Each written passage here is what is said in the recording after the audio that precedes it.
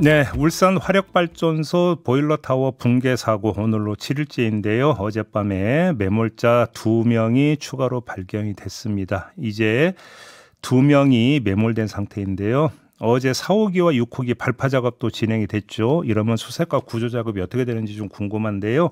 경일대 소방방재학과 이영주 교수 연결해서 이야기 나눠보겠습니다. 나와 계시죠? 예, 안녕하십니까. 예. 이게 지금 4호기와 6호기까지 발파해서 무너뜨린 이유는 구조 작업을 원활히 하기 위해서라고 하던데 예. 이걸 이제 무너뜨리면 어떤 점에서 좀 수월해지는 걸까요?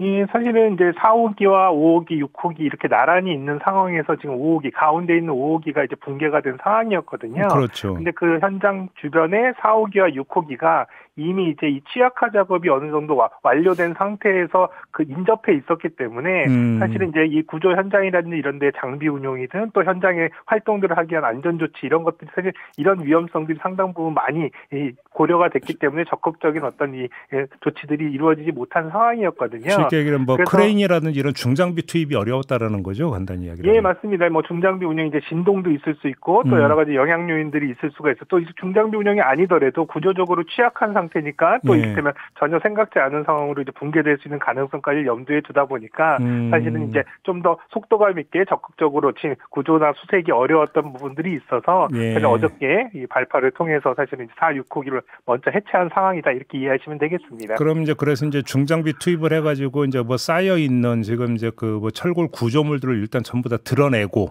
이러면 이제 수색 구조가 좀 더 수월해진다 이런 얘기가 되는 거 아니겠어요? 예, 맞습니다. 뭐 그래서 어제 이미 이제 이 발파 작업을 하기 이전에도 대형 크레인들은 인접한 지역에 이제 이미 설치를 해서 바로 이제 이 구조나 수색 작업에 투입될 수 있게끔 준비를 했고요. 네, 그래서 아마 조금 더 적극적으로 진행이 될 텐데 다만 이제 한 가지는 여기 이제 이 보일러 타워 무너진 잔해 자체가 사실은 이제 설비로서 배관이라든지 철골들이 거의 엉켜 있는 이런 상태이기 때문에 사실 이걸 한꺼번에 또 다 드러내는 상황일 때 또 추가적인 붕괴나 또 혹시나 생존해 계실 수 있는 매몰자한테 영향이 있을 수가 있어서 사실 한꺼번에 이걸 다 드러내기보다는 위에서부터 일부 잔해들을 좀 절단해 나가면서 이런 것들을 하나하나 이제 드러내는 이런 과정으로 이어질 것으로 보입니다. 그러면 이전보다는 좀 빨라지는데 뭐 그렇다고 마구잡이로 막 해치면서 드러낼 수도 없네요, 그러면.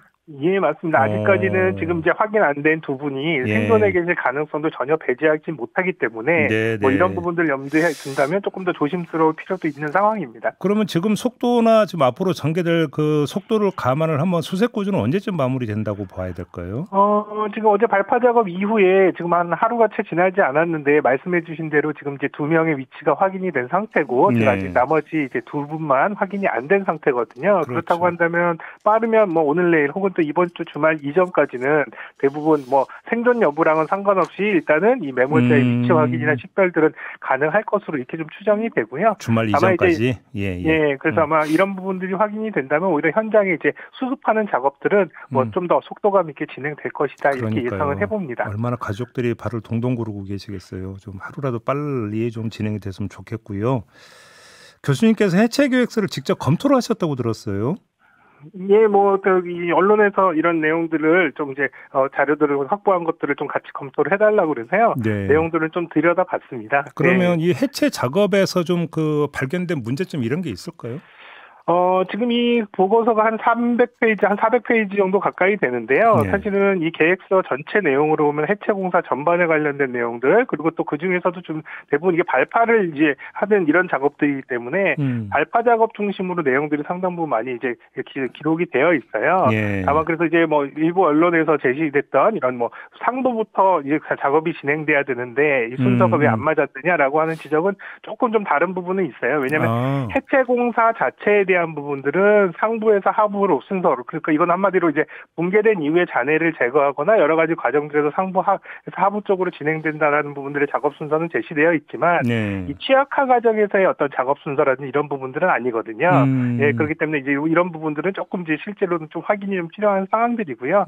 다만 이제 우리가 이번 사고가 발생했던 이 취약화 과정으로 좀 한정해서 본다고 그러면 사실 이 해체 계획서상의 취약화 작업에 대한 부분들을 사실 공정으로 분류는 해놓고 있지만 이 취약화 작업에 대한 안전조치라든지 여러 가지 작업 절차에 대한 부분들을 상세하게 제시되어 있지는 않습니다. 그래서 사실은 뭐 전체 보고서 중에 페이지가 몇 페이지가 채 안 돼요. 대부분 그 페이지도 사실은 도면과 같이 절단 부위라든지 또 절단 위치, 뭐 절단 방법 정도만 이렇게 나와 있지 그 앞에 여러 가지 안전 조치에 대한 사항들 이런 것들은 그냥 발파 작업이라고 하는 전체 작업 중에 그냥 뭉뚱그려서 제시가 되어 있어서 사실은 오히려 이런 부분들을 조금 세밀하게 들여다본다면 이 공정에 대한 부분들의 안전관리기 이런 부분들이 좀 적극적으로 잘 챙겨졌느냐라고 하는 부분들에 대해서는 조금 문제를 좀 지적할 수 있는 상황일 것 같습니다. 교수님 지적을 받아서 좀 하면은 이게 지금 취약화 작업에 대한 규정이 면밀하게 이루어지지 않았다는 것은 현장에서 알아서 해라 이런 식이었다는 얘기로 연결이 되는 거 아닌가요? 네, 그러니까 전체적으로는 지금 발파 작업이라고 하는 작업은 안전관리 계획을 별도로 제시하고 있는데요.